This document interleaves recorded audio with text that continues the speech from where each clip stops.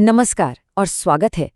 देखिए, जैसे ही शेयर बाजार में निवेश का ख्याल आता है ना, एक बहुत बड़ा सवाल सामने आ जाता है। हजारों कंपनियां हैं, पर चुने किसे? यही यानी सही स्टॉक चुनना निवेश की दुनिया का सबसे पहला और सबसे जरूरी कदम है। तो चलिए आज इसी पहेली को सुलझाते हैं। भारतीय शेयर बाजार को एक विशाल समुद्र समझिए, जिसमें 5000 से भी ज्यादा कंपनियां लिस्टेड हैं। अब इतनी बड़ी संख्या देखकर किसी का भी सिर चकरा सकता है ना?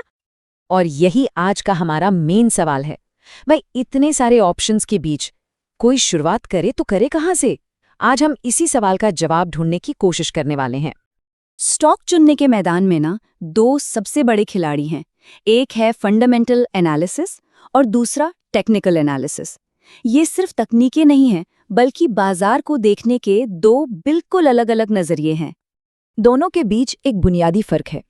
फंडामेंटल एनालिसिस एक डॉक्टर की तरह कंपनी की सेहत की जांच करता है। वो पूछता है, इस कंपनी की असली कीमत क्या है? वहीं टेक्निकल एनालिसिस बाजार के मूड को पढ़ता है। वो बस ये देखता है कि लोग इस स्टॉक के लिए कितना पैसा देने को तैयार हैं। तो चलिए पहले रास्ते को समझते हैं, बिजनेस जासूस वाला रास्ता।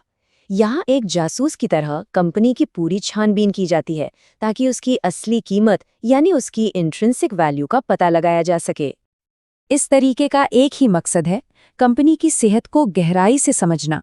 ये रोज-रोज के छोटे-मोटे उतार चढ़ाव को नज़रअंदाज करता है और लंबी अवधि में कंपनी की असली ताकत पहचानने पर जोर देता है।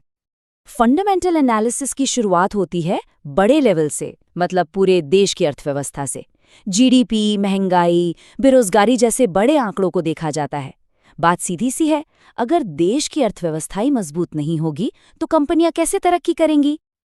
अब आते हैं उन चीजों पर जो आंकड़ों में नहीं दिखती, जैसे कि कंपनी का मैनेजमेंट कितना काबिल है या फिर कंपनी चलाने का तरीका कितना ईमानदार और पारदर्शी है। यही वो बातें हैं जो किसी भी कंपनी की लंबी सफलता की नींव रखती हैं। और अब बात करते हैं सीधे सीधे आंकड़ों की। इसमें कंपनी की फाइनेंशियल रिपोर्ट को खंगाला जाता है। कितना कमाया, कितना बचाया, कितना कर्ज है, सब कुछ। यहाँ सारा खेल नंबर्स का है। पीई रेशियो सबसे पॉपुलर फाइनेंशियल रेशियोज में से एक है। इसे आसान भाषा में ऐसे समझिए, ये बताता है कि कंपनी के कमाए हुए हर एक रुपए के लिए निवेशक उसे कितने रुपए देने को तैयार हैं। तो जाहिर है, आमतौर पर कम पीई रेशियो का मतलब है कि स्टॉक शायद सस्ता मिल रहा है। ये अनुपात कंपनी का फाइनेंशियल रिस्क मापता है, मतलब कंपनी अपने पैसों के मुकाबले उधार पर कितना निर्भर है। अगर ये अनुपात 1 से ज्यादा है तो ये एक संकेत हो सकता है कि कंपनी पर कर्ज का बोझ ज्यादा है, जो कि एक रिस्की सिचुएशन हो सकती है। तो ये तो था पहला रास्ता। चलिए अब दूसरे रास्ते की ओर बढ़ते हैं। यहाँ फोकस कंपनी से हटकर सीधे स्टॉक मार्केट पर आ जाता है। ये बाजार के सामूहिक मिजाज को, उसकी साइकोलॉजी को समझने की कला है। टेक्निकल एनालिसिस का मानना है कि स्टॉक की कीमत में ही सब कुछ शामिल है। कंपनी की अच्छी बुरी हर खबर पहले से ही कीमत में दिख जाती है।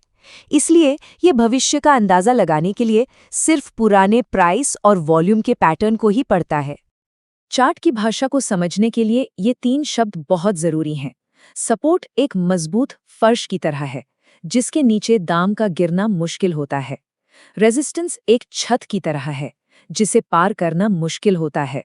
और ब्रेकआउट तब होता है जब कीमत इस छत को तोड़कर ऊपर या फर्श को तोड़कर नीचे निकल जाती है। ये सबसे सिंपल चार्ट है, लाइन चार्ट। ये बस हर दिन की क्लोजिंग प्राइस को जोड़कर एक लाइन बना देता है। किसी स्टॉक का ट्रेंड एक नज़र में देखने के लिए ये बढ़िया है, लेकिन ये दिन भर के उतार चढ़ाव की कहानी नहीं बताता।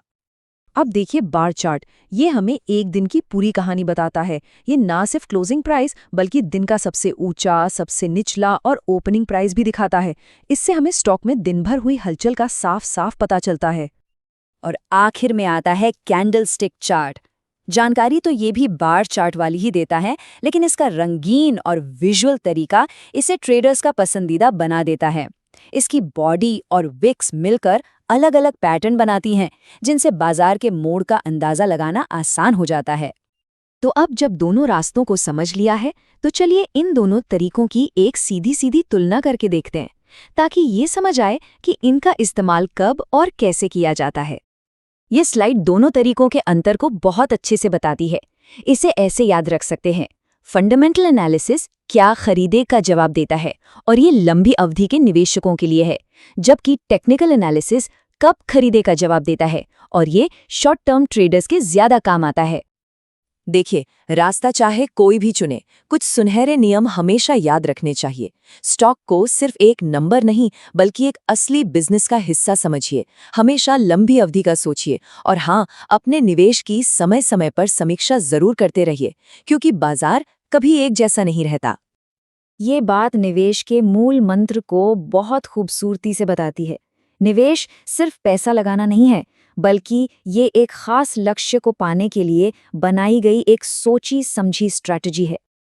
तो सवाल फिर से वहीं आ जाता है, एक बिजनेस जासूस बना जाए या फिर एक चार्ट रीडर, या शायद दोनों का एक मिला-जुला रूप? इसका कोई सही या गलत जवाब नहीं है। ये तो किसी के अपने स्वभाव और निवेश के लक्ष्यों पर निर्भर करता है। जरा सोचिए, कौन सा रास्ता आपके लिए बना है?